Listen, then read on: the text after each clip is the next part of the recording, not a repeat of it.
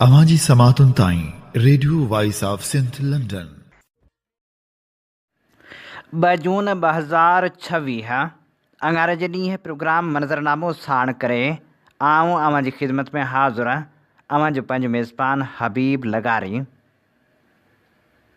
Programme जी शुरूआत में अवां इहा ई दुआ त शाल जितो हुजो सुख सलामती सां हुजो, कॾहिं बि ॾुखियो ॾींहुं न ॾिसो ऐं कॾहिं बि अवां जूं मुर्कूं अमेरियूं न थियनि।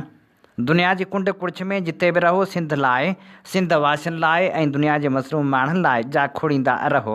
शाल अवां जा ख़्वाब ताबीरनि सां लही सघनि। प्रोग्राम मंज़रनामे में अॼु असीं इंतिहा पसंदी वारी सूरत-हाल बाबति वीचारींदासीं ऐं इहो ॼाणण जी कोशिशि कंदासीं त इंतिहा पसंदी जो असुलु सबबु कहिड़ो आहे।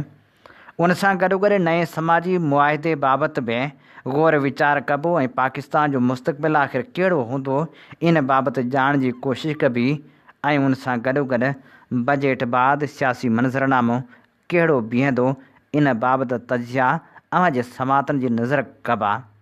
बलूचिस्तान में बलोच बग़ावत छो था कनि, इन सूरत-हाल ते बि वीचारबो त उन सां गॾोगॾु बीमारियुनि हथां बेवस बणिजी वियल सैयद माकन शाह रिज़वी जी बादशाही खां बेवसी ताईं वारी कहाणी बि अवां सां सलबी।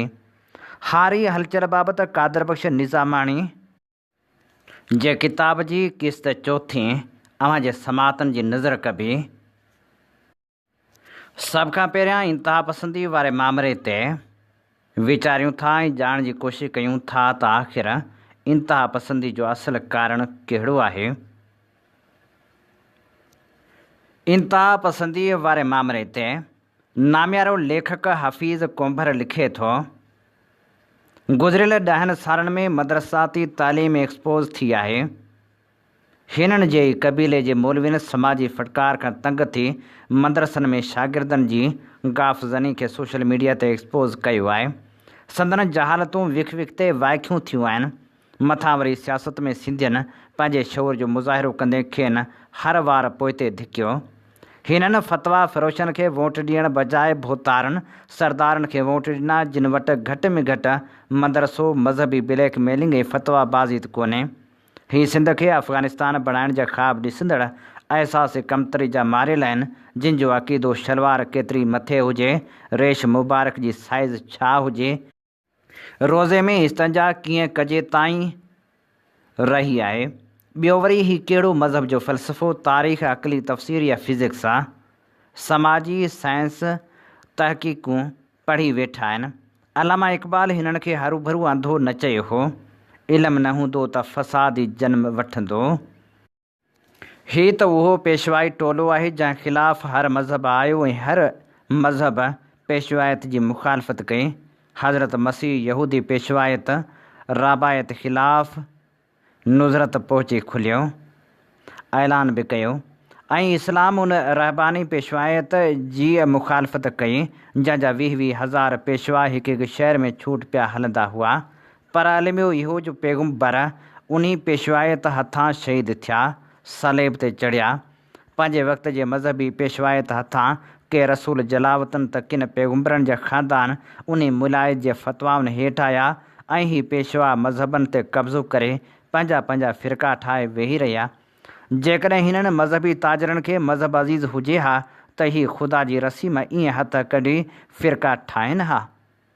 जंहिं अमल जी बार बार क़ुर शरीफ़ में मज़मत कयल आहे, पर हीअ त मस्जिदूं बि फ़िरके जे बुनियाद ते ठाहे चाबियूं खीसे में रखी वेठा आहिनि। क़ुर हकीम में आहे त बेशक जिन माण्हुनि पंहिंजे दीन खे टुकड़ा टुकड़ा कयो ऐं टोला टोला थी विया, अव्हां जो उन्हनि सां को तालुक़ु नाहे। अव्हां ग़ौर कंदा त क़ुर पाक जो हुकुम त हिननि पेशवाउनि खां परे रहण, संदन बाइकाट करण जो आहे ऐं सिंधी माण्हू उहो दुरुस्त तरीक़े सां सरअंजाम ॾेई हिननि खां सियासी तौरु परे था रहनि। हीअ त बरे सग़ीर में माज़ी जे तसलसल में पहिरें ॾींहं खां जदीद तालीम जी मुखालफ़त कंदा आया आहिनि। हिननि जा आइडियल मुला त सर सैयद अहमद ख़ान खे बि क़त्ल करण जी फ़तवा बि पंध करे हजाज़ मां वठी आया हुआ। हिननि हर अक़ली तहरीक, मकालमे ऐं गुफ़्ते जी मुखालफ़त करे मुस्लिम मुआशरनि ते इल्मु, साइंस, तहक़ीक़ जा दरवाज़ा बंदि करे उन्हनि ते सोलो साह खणणी हराम करे छॾियो। हिननि जे मुस्लिम मुआशरनि सां दुश्मनी जे नतीजे में मुस्लिम मुआशरनि जी हालत ॾिसो। घुट बूसट, जहालत, गुरबत, बदनज़मी, बदइंतज़ामी, बदहकूमती जो शिकार आहिनि ऐं मथां ही दीन जो कार्ड खणी वेठा चवनि था असां इस्लाह कंदड़ आहियूं। अहिड़नि मुसलहनि खां बि क़ुर शरीफ़ इंसाननि खे हमेशह लाइ ख़बरदार कयो आहे। जॾहिं उन्हनि खे चइजे थो त ज़मीन ते फ़साद न पखेड़ियो त चवनि था त असां त रुॻो इस्लाह करण वारा आहियूं। हाणे हीअ सिंध जी ज़मीन ते फ़साद करण लाइ ख़ुदा ऐं मज़हब जो नालो इस्तेमालु करे अलाह जा ठपा खणी उन तालीम ख़िलाफ़ु फ़साद बर्पा करण ते लथल आहिनि जेका तालीम मुस्लिम मुआशरनि लाइ अज़ख़ुद लाज़मी थी पई आहे। जेका तालीम तनक़ीदी तजियाती शऊर बख़्शे इंसान खे तख़लीक़ी सघ ॾिए थी ऐं मुस्लिम समाजनि जो साइंसी तालीमी फ़िक्र खां सवाइ को बि निजात जो रस्तो ई न आहे। हिते मौलाना उबैदुल्ला सिंधी जी इहा ॻाल्हि वरजाइणु ज़रूरी आहे जंहिं चयो हो त माण्हुनि खे मुलद सड़ण जो रिवाज बि तारीख़ में हिकु वॾी लुचाई तौर ते साम्हूं आयो आहे। तारीख़ इस्लाम में जेको तव्हां अक्सर पढ़ो था त फ़िलाणो मुलद हो, फ़िलाणो ज़ंदीक हो, फ़िलाणे इस्लाम खे हीअं नुक़सानु पहुचायो ऐं फ़िलाणे खां मुस्लमाननि खे हीअ तकलीफ़ पहुती वग़ैरह वग़ैरह, त यादि रखो त उन्हनि मां अक्सर अहिड़ा हुआ जेके पंहिंजे पंहिंजे दौर में मौजूदु बुराइनि जी इस्लाह करणु चाहींदा हुआ पर उन करे इक़्तिदार में वेठल तबिके जे मुफ़ादनि ते ज़रब थिए आई। तंहिं करे इक़्तिदार में वेठल तबिके पारां उन जे ख़िलाफ़ु मज़हबी हथियार इस्तेमालु कयो वियो। हीअ असीं अवां जी ख़िदमत में पेश करे रहिया हुआसीं नामियारे लेखक हाफ़िज़ कोंबर जो लेख।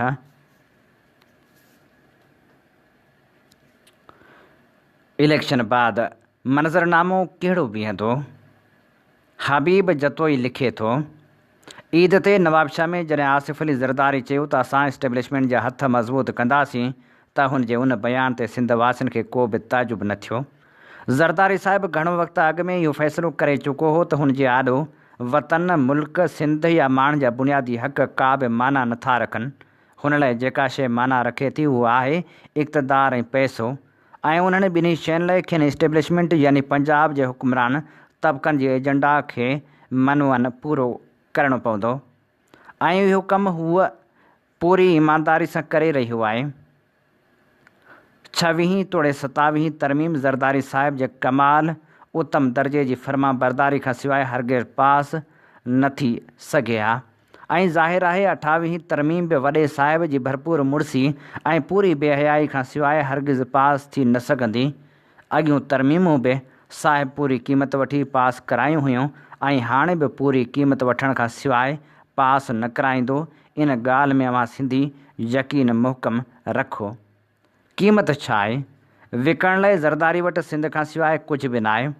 सिंध जो गद्दार जागीरदार तबिको गुज़िरियल मुनी सदी खां सिंध खे ईअं पियो खपाए जीअं का शाहूकार माउ पीउ जो खरियल जुआरी हिरोनी औलाद उन्हनि जा असासा खपाईंदो आहे। ज़रदारी जेकॾहिं सिंध खे टुकरनि में विरहाए पंजाबियुनि जी इहा बि ख़्वाहिश पूरी कंदो त हू बि जहिड़ो की हिरोनी वारो ई कमु कंदो।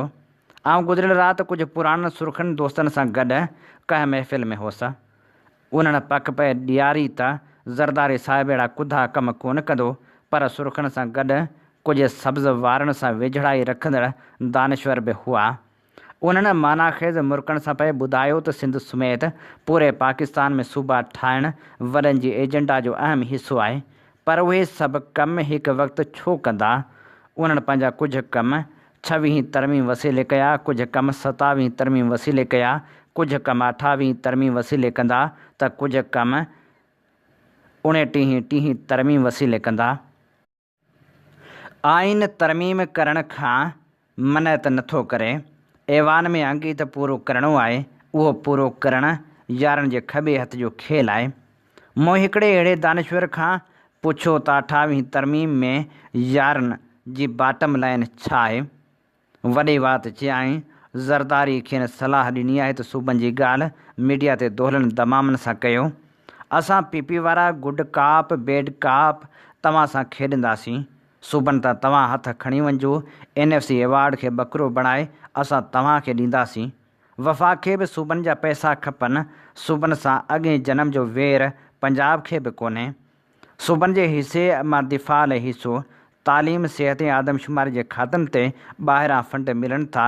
उन करे उन्हनि फंडनि ख़ातिर उहे खाता वफ़ाक़ हवाले कयो। गैस वफ़ाक़ ऐं सूबनि में 50-50% जो फार्मूलो सूबनि वटि जझा पैसा था वञनि। कोयलो ऐं ॿी मैदनियात सूबनि खे छो ॾींदासीं? उन करे मैदनियात असांखे खपे। ज़मीनूं लखें एकड़ अॻ में ई कारपोरेट फार्मिंग जे नाले वठी चुका आहिनि। 28वीं तरमीम में एतिरो काफ़ी न आहे, सूबा ॿी तरमीम में ठाहींदा। इहो चई सब्ज़ दानेश्वर वॾो टहिक ॾिनो। हू मुंहिंजे चहिरे जे तासिरनि खे पढ़णु लॻो त पंहिंजे सुर्खनि यारनि जे चहिरनि खे ॾिठो। उन्हनि यक ज़ुबान थी चयो, न न एतिरो कोन थींदो। केतिरो थींदो कामरेड? मूं पूरे अदब ऐं एतिराम सां पुछियो। कुझु न कुझु त ॾियणो पवंदो। मुंहिंजे सुर्खे यार चपनि चपनि में भुणको ॾिनो। मुंहिंजो सुर्खो दानेश्वर, यार अॼुकल्ह घरो वज़ीर लंजार साहिब जे ॾाढो वेझो आहे। मूं चयो, तुंहिंजे नए साहिब त ज़रदारी साहिब जे लंजार हाउस मां निकिरण खां अॻु ई पॉलिसी बयानु ॾेई छॾियो हुता। असांखे दरिया खां पाकिस्तान वधीक प्यारो आहे। पाकिस्तान असांखे बि प्यारो आहे, पर जेकॾहिं उन जी आड़ में असांजी धरती ते कब्ज़ो न कयो वञे। न न लंजार साहिब अहिड़ो को बि बयानु नाहे ॾिनो। यार पंहिंजे नए साहिब जो दिफ़ा करणु लॻो त मूं चयो, बयान जी तरदीद छो नथा करायो? हुन गुस्से सां वराणियो, केतिरियूं तरदीदूं कंदासीं? मूं संदसि चहिरे खे चिताए ॾिठो। पैसे जी चमक दमक चङे भले माण्हू जे मुंहं मां मणिया चुरायो वञे। ज़रदारी जो रुॻो इहो ॾोह नाहे जो हुन बेनज़ीर भुट्टो शे जे अज़ीम इस्टेब्लिशमेंट मुख़ालिफ़ अवाम दोस्त सियासत ऐं जदोजहद खे कोड़ियनि जी मुठ ते विकिणे छॾियो। पर हुनजो उनखां बि वॾो ॾोह इहो आहे जो हुन गद्दारनि जो अहिड़ो सीए क्लास पैदा कयो आहे जेको सिंधु दरिया जी एतिरी अहमियत बि नथो ॼाणे त सॼो पाकिस्तान सिंधु दरिया शाह बादशाह जे करे ई आहे। ॿई कंदियूं मेहराण जूं न हुजनि त लंजार ऐं असांजे वॾनि खे पिन जी मानी बि न मिले। लंजार जे मामले ते सब्ज़ वारे मुंहिंजे कन में भुणको कयो त हू एजेंसियुनि वटि पाण खे वणाइण लाइ ॿियनि खां वधीक चापलूसी करण जे कोशिशनि में रुधल आहे। फरियाल टालपुर खेसि वज़ीर लाइ ॾिसणु घुरे थी। उन करे उठणी हणे 8 त तोड़ी हणे 13। वफ़ाक़ी बजट खां पोइ ॿिलीअ थेले खां ॿाहिरि निकिरी ईंदी। ॾिसजे त सुर्ख़ा सही आहिनि या सब्ज़ वारा। अवांजी समातुनि ताईं radio voice of Sindh London. आमीअ ॿुधी रहिया आहियो radio voice of Sindh London. अवांजी ख़िदमत में प्रोग्राम पेश कयो पियो वञे मंज़रनामो। मंज़रनामे सां आऊं अवांजो पंहिंजो मेज़बान हबीब लगारी। जीअं त अमीं ॼाणो था त असीं radio voice of Sindh London तां उहे प्रोग्राम पेश कंदा आहियूं जिन में सचाई जा सॾ हूंदा आहिनि। असीं चाहियूं था ही सफ़र सफलता माणे, जंहिं लाइ असांखे अवांजे साथ ऐं सहकार जी ज़रूरत आहे। अमीं असांजे यूट्यूब चैनल खे ज़रूरु सब्सक्राइब करियो। उन सां गॾोगॾु असांजा प्रोग्राम दोस्तनि ताईं पहुचाइण में पंहिंजो अमली किरदारु अदा करियो। नओं समाजी मुआइदो ऐं पाकिस्तान जो मुस्तक़बिल। इन बाबति अमेरिका मां मज़हर लाखो लिखे थो, पाकिस्तान पाण खे हिकु तेज़ी सां बदिलजंदड़ ऐं वधंदड़ ग़ैर मुस्तहकम इलाइक़े में ॾिसी रहियो आहे। विच ओभर में तकरार, आलमी ताक़तनि विच में छिकताण, मुआशी गैर यकीनी सूरतहाल, मौसमियाती दबाव ऐं अंदरूनी हुक्मरानी जा मसइला हिकु पेचीदा माहौल पैदा करे रहिया आहिनि। अहिड़ियुनि हालतुनि में पाकिस्तान खे पंहिंजे डिघे मुदे वारे रुख़ जो संजीदगीअ सां जाइज़ो वठणु घुरिजे ऐं कंहिं बि हिकु ख़ारिजी ताक़त या फ़र्दी आलमी अॻवान ते हद खां वधीक भाण खां पासो करणु घुरिजे। तारीख़ ॾेखारे थी त वॾियूं ताक़तूं बुनियादी तौरु पंहिंजे क़ौमी मुफ़ादनि मूजिबि अमल कनि थियूं। इतिहाद बदिलजनि था, हुकूमतूं तब्दील थियनि थियूं ऐं तरजीहूं बि वक़्त सां गॾु बदिलजनि थियूं। पाकिस्तान बि बार बार हिन हक़ीक़त जो तजुर्बो करे चुको आहे। तंहिं करे हिकु पाइदार परॾेही पॉलिसी जो बुनियादु अंदरूनी ताक़त, इलाइक़ाई सहकार ऐं इदारती इस्तेहकाम ते हुअणु घुरिजे, न कि ॿाहिरियुनि शख़्सियतनि सां वाबस्ता उमेदनि ते। हिकु हिकमत अमली जी ज़रूरत पाकिस्तान लाइ सभ खां वधीक अमली रस्तो पंहिंजे पाड़ेसरी मुल्कनि सां लाॻापा बहितर बणाइण में आहे। जाग्राफ़ी तब्दील नथी करे सघिजे ऐं पाकिस्तान जे डिघे मुदे वारे इस्तेहकाम जो वास्तो सिधो सो पूरे इलाइक़े जे इस्तेहकाम सां आहे।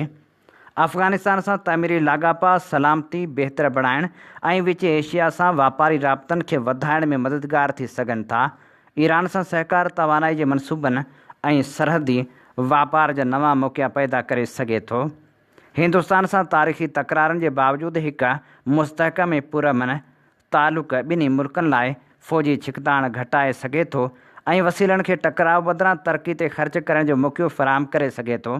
साॻे वक़्तु चीन सां सहकार बि अहम आहे, पर उहो परॾेही पॉलिसी जो वाहिद बुनियादु न हुअणु घुरिजे, बल्कि हिकु मुतवाज़न ऐं वसी इलाइक़ाई हिकमत अमली जो हिसो हुअणु घुरिजे। नए समाजी मुआदे जी ज़रूरत। जेतोणीकि परॾेही पॉलिसी अहम आहे, पर पाकिस्तान जो वधीक गहरो चैलेंज उन जी आइनी हुक्मरानी वारे ढांचे सां लाॻापियलु आहे। वक़्तु अची वियो आहे त रियासत वफ़ाक़ी वहदतनि ऐं शहरनि जे विच में हिकु नए समाजी मुआदे बाबति सोचे। हीअ नओं समाजी मुआदो 1940 जी लाहौर करारदाद जे रूह ते ॿधलु हुअणु घुरिजे, जेको तारीख़ जो हिकु अहम मोड़ हो, जॾहिं बरे सग़ीर जी मुस्लिम अक्सरियती इलाइक़नि जे माण्हुनि, जिन में सिंध बि शामिलु हुई, पंहिंजी ख़ुदि मुख़्तियारी हक़नि ऐं सियासी ख़ुदि इरादे जे ख़्वाहिशनि जो इज़हार कयो हो। लाहौर करारदाद जी हिमायत में सिंध जो तारीख़ी किरदारु, इज़त, नुमाइंदगी ऐं पंहिंजे वसीलनि ते मुनसिफ़ाणी वफ़ाक़ी ढांचे अंदरि इख़्तियार जे डिघे मुतालबे जी अकासी करे थो। उन ख़्वाब जी जदीद तशरीह लाइ सूबाई ख़ुदि मुख़्तियारी खे वधीक मज़बूत करणु, वसीलनि जी मुनसिफ़ाणी विर्छ खे यकीनी बणाइणु ऐं अहिड़ा शफ़ाफ़ी इदारा क़ाइमु करणु ज़रूरी आहिनि जेके महदूद अशराफिया बदिरां आम शहरियुनि जी ख़िदमत कनि।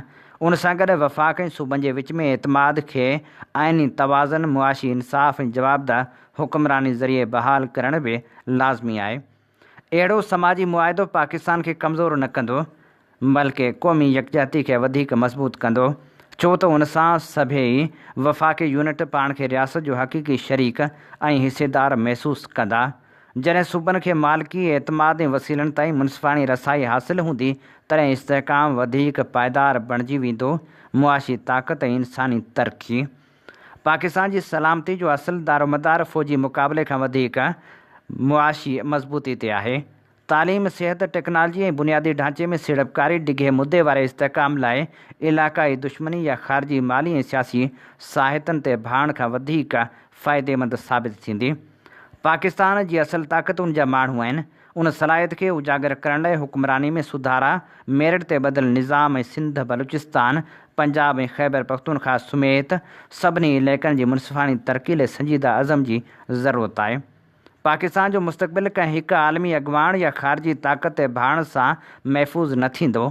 उहो हिकु अहिड़ी मुतवाज़न परॾेही पॉलिसी सां जुड़ियलु हूंदो जेका इलाक़ाई सहकार ते ॿधलु हुजे ऐं हिकु अहिड़ी मज़बूत अंदरूनी बुनियाद सां जेको नए समाजी मुआदे ज़रिए क़ाइमु कयो वञे। अहिड़ो पाकिस्तान जेको लाहौर करारदाद जे रूह, इंसाफ़, ख़ुदि मुख़्तियारी ऐं गॾियल ज़िम्मेवारी खे अमली शक्ल ॾिए, पंहिंजे अंदरूनी तनूअ खे ताक़त में तब्दील करे सघे थो। पाड़ेसरी मुल्कनि सां पुरअमन लाॻापन ऐं इंसानी तरक़ी ते ध्यान सां गॾु हीउ रस्तो ग़ैर यकीनी दुनिया में वधंदड़ मुस्तहकम ऐं पाइदार मुस्तक़बिल ॾांहुं वठी वञे थो। ऐं हाणे बलूचिस्तान जी सूरतहाल जो जाइज़ो वठूं था। बलोच सिद्दीक़ आज़ाद लिखे थो, बलूचिस्तान जी सरज़मीन ते सदियुनि खां हलंदड़ हवा हिकु अजीब शाहिदी पाण सां खणी अचे थी। हीअ हवा ॼाणे थी त हिन धरती केतिराई काफ़िला ॾिठा, केतिराई लश्कर गुज़रंदे ॾिठा, केतिरियूं सल्तनतूं आयूं ऐं मिटी में मिली वियूं, पर हिन कॾहिं बि कंहिं क़ौम खे एतिरी ख़ामोशी सां सड़ंदे न ॾिठो जेतिरी ख़ामोशी सां बलोच क़ौम सड़ंदी रही। ऐं पोइ हिकु ॾींहुं उन ख़ामोशी बग़ावत जी ॿोली सिखी वरिती। हीअ मकालो उन बदिलजंदड़ ख़ामोशी, उन उभरंदड़ बग़ावत ऐं उन नई तारीख़ जो अदबी बयानु आहे। जॾहिं धरती ज़ख़्मी थी वञे त उन जा ॿार तारीख़ लिखनि था। बलूचिस्तान में बग़ावत को ओचितो भड़कियल शोलो न आहे। हीअ ॾहाकनि जे ज़ख़्मनि, सदियुनि जे महरूमियुनि ऐं नस्लनि जी तज़रील जो गॾु थियलु लाउ आहे।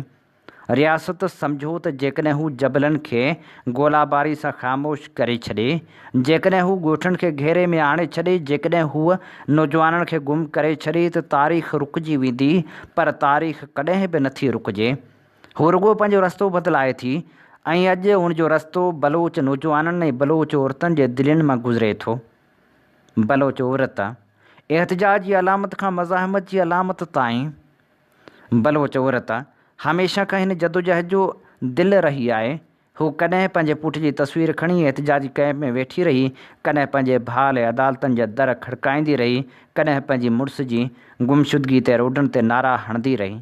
पर जॾहिं रियासत संदसि आवाज़ खे जुर्म बणाए छॾियो, संदसि ॻोढ़नि खे ख़तरो करार ॾिनो ऐं संदसि दांह खे बग़ावत सम्झो, त संदसि अंदरि हिकु नई बाह जनम वठणु लॻी। ही बाह शारी बलोच जे रूप में ज़ाहिर थी। ही बाह शहनाज़ बलोच जी क़यादत हेठि अस्करी यूनिटनि ताईं पहुती ऐं ही बाह हाणे बलोच औरत जे अखियुनि में हिकु नई तारीख़ लिखी रही आहे। जॾहिं रियासत ॻाल्हि ॿोल छॾे ॾिए त क़ौमूं इश्तिहारनि में ॻाल्हाइनि थियूं। बलूचिस्तान में हाणे हर शइ हिकु इश्तिहारो बणिजी चुकी आहे। चेक पोस्टूं रुॻो रुकावटूं न आहिनि, ज़ख़्मनि जूं यादगारूं आहिनि। फ़ौजी गाॾियूं रुॻो गाॾियूं न आहिनि, अजनबी ताक़त जी अलामत आहिनि। स्कूलनि में हथियारबंद सिपाही रुॻो सिपाही न आहिनि, मुस्तक़बिल ते कब्ज़े जी तस्वीर आहिनि। जॾहिं ॿार पंहिंजे स्कूल ते क़ाबिज़ फ़ौजनि खे ॾिसनि था त उन्हनि जे ज़हन में सुवाल नथा उभरनि, उन्हनि जे अंदरि गैरत जाॻे थी। ऐं उहो लम्हो हूंदो आहे जॾहिं हिकु क़ौम बेदार थींदी आहे। बग़ावत हाणे जबलनि में न, दिलनि में जनम वठे थी। अॻु बग़ावत जबलनि में थींदी हुई, हाणे बग़ावत शहरनि में आहे, यूनिवर्सिटियुनि में आहे, घरनि में आहे, औरतुनि जे पोचनि में आहे, ॿारनि जे अखियुनि में आहे ऐं नौजवाननि जे लहजे में आहे। रियासत सम्झो त बंदूक सां बग़ावत ख़तमु करे छॾींदी, पर बंदूक बग़ावत ख़तमु न कई, पर बग़ावत खे घर घर ताईं पहुचाए छॾियो। बलोच तहरीक जो असुलु मुक़दमो अॼु बि साॻियो आहे। पंहिंजी ज़मीन ते इख़्तियार, पंहिंजे वसीलनि ते हक़, पंहिंजी सुञाणप जो तहफ़ुज़ ऐं पंहिंजे गुम थियल माण्हुनि जी वापसी। उहे मुतालबा बंदूक मां पैदा न थिया आहिनि, उहे मुतालबा ज़ुल्म मां पैदा थिया आहिनि। ऐं जॾहिं ज़ुल्म हद खां वधी वञे थो त मुतालबा ख़्वाब न रहंदा आहिनि, क़स्मूं बणिजी वेंदा आहिनि। तारीख़ जो सभ खां वॾो मोड़ बलोच औरत जो मैदान में अचणु रुॻो अस्करी तब्दीली न आहे, हीअ हिकु तहज़ीबी बेदारी आहे। हीअ हिकु ऐलान आहे त जेकॾहिं असांजा पुट गुम कया वेंदा, जेकॾहिं असांजे भाइरनि जा लाश उछलाया वेंदा, जेकॾहिं असांजे माइरनि जी दांह खे दॿायो वेंदो, त असां बलोच औरतूं पंहिंजी तारीख़ पाण लिखंदियूंसीं। हीअ उहो लम्हो आहे जंहिंखां रियासत ख़ौफ़ज़दा आहे, छाकाणि त जॾहिं औरत बेदार थी वञे त क़ौमूं शिकस्त न आहिनि खाईंदियूं। जॾहिं क़ौमूं ख़ौफ़ वञाए वेहनि त तारीख़ बदिलजी वेंदी आहे। बलूचिस्तान अॼु अहिड़े मोड़ ते बीठो आहे जिते ख़ौफ़ मरी चुको आहे, ख़ामोशी टुटी चुकी आहे, औरत बेदार थी चुकी आहे, नौजवान फ़ैसिलो करे चुका आहिनि, तारीख़ पंहिंजो रुख़ बदिलाए चुकी आहे। रियासत ज़मीन ते कब्ज़ो करे सघे थी, पर दिलनि ते कब्ज़ो नथी करे सघे। रियासत रस्ता बंदि करे सघे थी, पर सोच खे क़ैद नथी करे सघे। रियासत आवाज़ दॿाए सघे थी, पर तारीख़ खे ख़ामोश नथी करे सघे। ऐं जॾहिं हिकु क़ौम पंहिंजी तारीख़ पाण लिखणु लॻे त आज़ादी ख़्वाब न रहंदी आहे, पर मुक़दर बणिजी वेंदी आहे। अवांजी समातुनि ताईं radio voice of Sindh London. हीअं ॿुधी रहिया आहियो radio voice of Sindh London. अवांजी ख़िदमत में प्रोग्राम पेश कयो पियो वञे मंज़रनामो। मंज़रनामे सां आऊं अवांजी ख़िदमत में हाज़िर अवांजो पंहिंजो मेज़बान हबीब लगारी।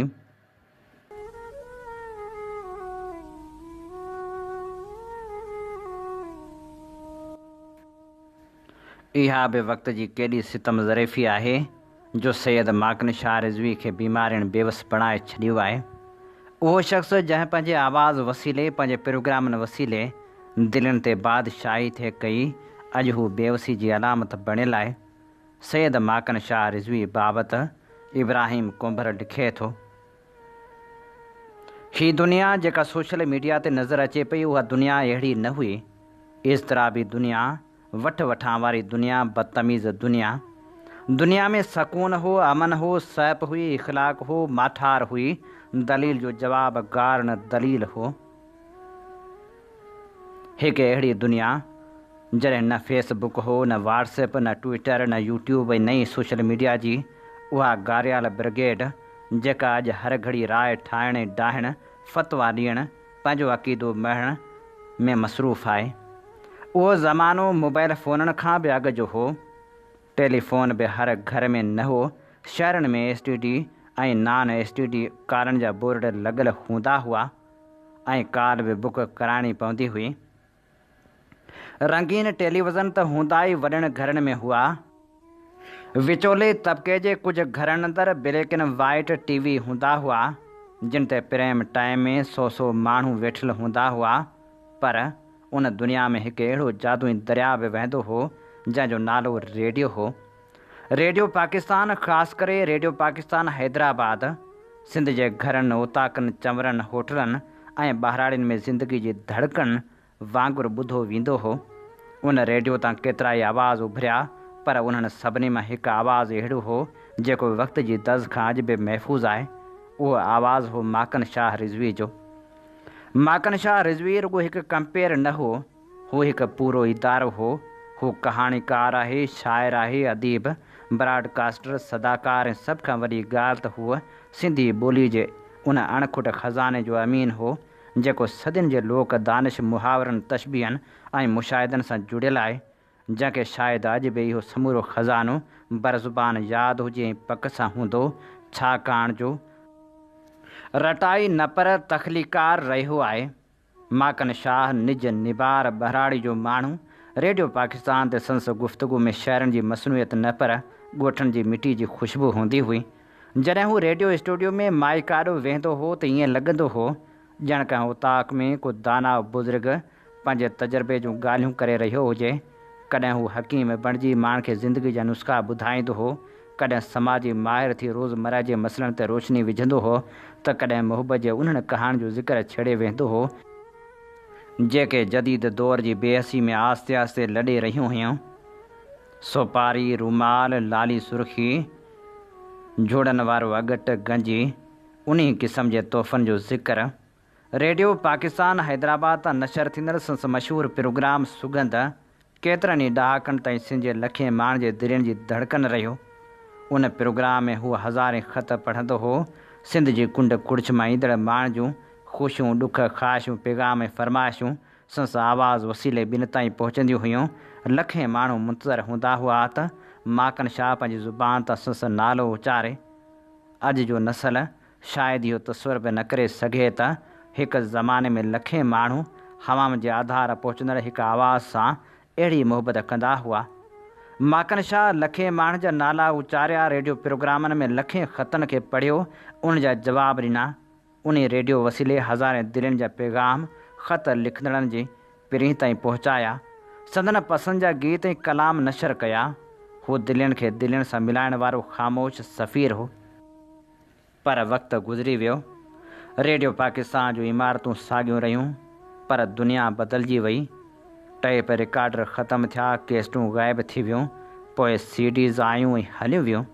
इंटरनेट ऐं सोशल मीडिया माण्हुनि जे हथ में अची विया, पर माकन शाह रिज़वी जहिड़ा माण्हू जेके हिकु दौर जी सक़ाफ़ती सुञाणप हूंदा आहिनि, आहिस्ते आहिस्ते मंज़र खां परे थींदा विया। पोइ हिकु ॾींहुं रेडियो तां बि संस मोकिलाणी थी। ज़िंदगी जे सफ़र में हू केतिरनि ई सदमनि, अकेलाइनि, घरेलू मसइलनि, महरूमियुनि ऐं आज़माइशनि मां गुज़रियो। वक़्त जे बेरहम हथनि हुनखां घणो कुझु खसे वरितो। ताज़नि सालनि में संस नाचाकी ऐं बीमारी जूं ख़बरूं ईंदियूं रहियूं। कंहिं मदद कई या न कई उन बाबति घणी ॼाण न आहे, पर अॼु जो सच इहो आहे त हू बीमार आहे। रेडियो पाकिस्तान त वफ़ाक़ जो इदारो आहे। वफ़ाक़ी इदारनि जे तरजीहनि में सिंधी ॿोली, सिंधी सक़ाफ़त ऐं सिंध जी ख़िदमतगार शख़्सियतुनि लाइ घणी जॻह हूंदी बि न आहे। वफ़ाक़ जी नज़र घणो करे पंहिंजनि पसंदीदा नूरे नज़र माण्हुनि ते हूंदी आहे। अहिड़ी सूरतहाल में माकन शाह जहिड़े मिसकीन, ख़ामोश ऐं बेदुआ फ़नकार ॾांहुं कंहिंजी नज़र छो वञे। पर सुवाल रुॻो वफ़ाक़ खां न, सिंध खां बि आहे। सिंध जो सक़ाफ़त खातो, अदबी इदारा, आर्ट काउंसिलूं ऐं उहे सभु इदारा जेके सिंधी सक़ाफ़त जे तहफ़ुज़ जा दावेदार आहिनि, छा उन्हनि जी का ज़िम्मेवारी नथी बणिजे?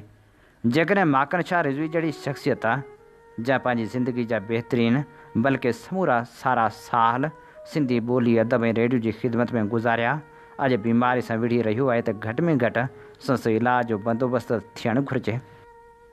ॿियो कुझु न घुरिजे। माकन शाह उहो त ज़रूरु लहे थो त खेसि ज़ियाउद्दीन इस्पताल, आगा खान इस्पताल में भर्ती कराए संस वधियल निड़घड़ जो ऑपरेशन कराए सघिजे थो। जेकॾहिं सिंध जी सरकार खे कंहिं सुध नाहे ॾिनी त असांजो ही अज़ीम फ़नकार बीमार आहे त हू हिन पोस्ट ज़रिए मुतले थी वञे त माकन शाह घणो बीमार आहे, उन खे तुरत सुठे इलाज जी ज़रूरत आहे। माकन शाह मोलाई माण्हू रहियो आहे। सच इहो आहे त हू उन्हनि ॾींहंनि जो ज़िंदह दास्तान रहियो आहे जॾहिं मोहबतूं ख़तनि में ईंदियूं हुयूं, जॾहिं आवाज़ु चहिरे खां वधीक अहम हूंदो हो। मुंहिंजो ख़्यालु आहे त अहिड़नि माण्हुनि जी सार लहणु रुॻो हिकु फ़र्द जी मदद न, पर पंहिंजी तारीख़, पंहिंजी ॿोली ऐं पंहिंजी सक़ाफ़ती यादगिरियुनि खे बचाइणु आहे। मूंखे उमेदु आहे त हिन अपील ते सिंध जो नौजवान वज़ीर ज़ुल्फ़कार शाह ख़ासि ध्यानु ॾींदो ऐं माकन शाह सुठी अस्पताल भेड़ो थींदो ऐं जल्दी सिहतयाब बि थींदो। अवां जी समातुनि ताईं radio voice of Sindh London. Program मंज़रनामे में हाणे हारी हलचल किताब जा वर्क वरायूं था। कादर बख़्श निज़ामाणी जी हिन किताब जी असीं अवां जी ख़िदमत में पेश करे रहिया आहियूं चौथी क़िस्त, हारियुनि जूं फौरी घुरूं। किसान सभा जंहिंजी सिंध हारी कमेटी हिकु शाख़ आहे, उनजो मुख्य मक़सदु हेठें ठहराव में ज़ाहिर कयो वियो आहे, जो मुख़्तसर तरह हिते ॾिजे थो। उहो लखनऊ वारे ऑल इंडिया किसान सभा जे इजलास में पास कयो वियो हो। किसान तहरीक जो मक़सदु आहे हारियुनि लाइ माली लुट खां मुकमिल आज़ादी हासिलु करणु ऐं समूरे इक़्तिसादी ऐं सियासी या राजनीति ताक़त ते हारियुनि, मज़दूरनि ऐं ॿियनि मज़लूम आम माण्हुनि जो कब्ज़ो हासिलु करणु। किसान हलचल जो उन करे मुख्य कमु आहे हारियुनि जूं ॿधियूं ठाहिणु। जीअं वक़्ती राजनीति ऐं माली घुरण लाइ जदोजहद कंदे खेनि हर क़िस्म जी लुट खां छुटकारे हासिलु करण जी आख़िरी जंग लाइ तयारु करे सघिजे। किसान हलचल मुकमिल आज़ादीअ जी क़ौमी जंग में बहिरो वठी आख़िरी तरह समूरे सियासी ऐं माली ताक़त ते महिनत कंदड़ आम माण्हुनि जो कब्ज़ो हासिलु करणु घुरे थी, जेके समूरी दौलत जा उपाईंदड़ आहिनि। इन्ही मतिलब लाइ हारियुनि जे तरफ़ां हेठियूं फौरी घुरूं पेश कजनि थियूं, जंहिंमें प्रांतिक कमेटियुनि खे परॻणे जे मक़ामी घुरनि शामिलु करण जो इख़्तियार आहे। नंबर 1, जीअं त ज़मींदारी, तालकेदारी, मालगुज़ारी, इस्तमारदारी, रामीस ऐं अनामदारी, जिन जो ज़मीन ते मालिकी जो हक़ आहे ऐं उनजे पोखण ऐं बेअंदाज़ एरिए ख़्वाह बटाई हासिलु करे सघण जा हक़दार आहिनि, उहो हारियुनि लाइ हिकु निहायत पीड़ींदड़ बार ऐं ज़ुल्म आहे। तंहिं करे ज़मीन जी मालिकी जा उहे सभु सिरिश्ता बंदि करे उन्हनि ज़मीननि ते समूरा हक़ पोइ त हारियुनि खे ॾिना वञनि ऐं उन्हनि हारियुनि खां आमदनी जे अंदाज़ ते कुझु ढल वरिती वञे। नंबर 2, ज़मीन जे ढलनि जा सभु तरीक़ा रद्द करे फ़क़्ति 500 रुपयनि खां मथे आमदनी ते ॾाके बेॾाके ढल विधी वञे। नंबर 3, जीअं त हारी निहायत गरनि कर्ज़नि हेठि पीड़िजी रहिया आहिनि, खेनि ॻरा व्याज भरणा पवनि था। तंहिं करे संदन सभु पुराणा कर्ज़ ऐं उन्हनि जा व्याज हारियुनि खे माफ़ कया वञनि ऐं संदन कर्ज़नि जी ज़रूरत लाइ सरकार जे तरफ़ां इंतज़ाम करणु घुरिजे। नंबर 4, सभिनी बेज़मीन हारियुनि ऐं उन्हनि हारियुनि खे जिन खे 15 एकड़नि खां घटि ज़मीन आहे, सरकारी वांदी पियल ज़मीन कोऑपरेटिव तरीक़े ते पोखले ॾिनी वञे। हेठियूं घटि में घटि घुरूं हारी हर वाजिबी तरीक़े सां हासिलु करण जी कोशिशि कंदा। नंबर 1, सभिनी एरियनि ऐं बटाइनि जूं रहियल बक़ायाऊं रद्द कयूं वञनि ऐं निंढनि खातेदारनि खे ढलनि खां बिल्कुलु आजो कयो वञे। नंबर 2, पेच जे ढलनि में अधो अधु तज़हीफ़ कई वञे। कंहिं बि हालत में हारियुनि खां रैयत वारी ज़मीन जी एरिए खां वधीक ज़मींदारनि खे कुझु बि न मिलणु घुरिजे। नंबर 3, सभिनी हारियुनि खे मुस्तक़िल हारप जो हक़ मिलणु घुरिजे। नंबर 4, फ़सलनि न थियण जी हालत में हारियुनि खे एरियनि खां माफ़ी ॾिनी वञे त खेनि न लॾायो वञे ऐं न कि ॿिए कंहिं नमूने खेनि दॿायो वञे। नंबर 5, ज़मींदारनि ऐं शाहूकारनि जी आमदनी विरसे जे ॾाके बेॾाके ढल विधी वञे। नंबर 6, ज़मींदारनि ऐं जागीरदारनि जो रस्मी वसूलियूं बेगार ऐं ॿियूं चटियूं क़ानूनी तरह ॾोह ठहिरायूं वञनि। नंबर 7, सभिनी ज़रई कर्ज़नि जूं वसूलियूं 5 सालनि लाइ क़ानूनी रीत बंदि कयूं वञनि ऐं हारियुनि जे कर्ज़नि जे मूर ऐं व्याज बाबति हिकदमि जांच कराई वञे। नंबर 8, कर्ज़नि, एरियनि, ढलनि ऐं बटाइनि वग़ैरह जी न ॾेई सघण जी हालति में गिरफ़्तारियुनि क़ैद ऐं ॿियनि मुसीबतुनि खां हारियुनि खे आजो कयो वञे। नंबर 9, हारियुनि जे सभिनी घटि में घटि ज़रूरी घुरिजनि जे शयुनि खे जहिड़ोक वथाण, रहण जूं जायूं, घुरिजूं, ज़रूरी शयूं, खीर वारो ऐं ॿियो चुपायो माल ज़ब्तियुनि खां आजो कयो वञे। नंबर 10, ख़ानगी कर्ज़नि ते व्याज कंहिं बि हालति में 6% खां मथे न हुजे ऐं गॾियल व्याज ॾोह ठाराहियो वञे। नंबर 11, सभिनी व्याज खोरनि लाइ लाइसेंस वठण जो क़ानून बणायो वञे। नंबर 12, सरकारी ऐं कोऑपरेटिव कर्ज़नि जो हारियुनि ऐं निढनि खातेदारनि लाइ इंतज़ाम कयो वञे जंहिंजो व्याज 5% खां असुल मथे न हुजे। निढनि खातेदारनि लाइ ज़मीन जी ज़मानत ते सस्तनि कर्ज़नि ॾियण लाइ ख़ासि बैंकूं खोलियूं वञनि। नंबर 13, ज़रई शयुनि ते रेल जा भाड़ा ऐं थर्ड क्लास जा भाड़ा घटाया वञनि। दरियाई ऐं ख़ुश्की जे रस्ते माल आणण नियण जे तरीक़नि खे वधायो ऐं सुधारियो वञे। नंबर 14, सिधियनि ढलनि खे रद्द कयो वञे जहिड़ोक लूणु, घासलेट, खंडु, तमाकू ऐं माचिस जी ढल। नंबर 15, पैसे वारा पोस्ट कार्ड जारी कया वञनि। नंबर 16, खाधे जे शयुनि जी चटाभेटी ऐं कशमकश बंदि कराई वञे।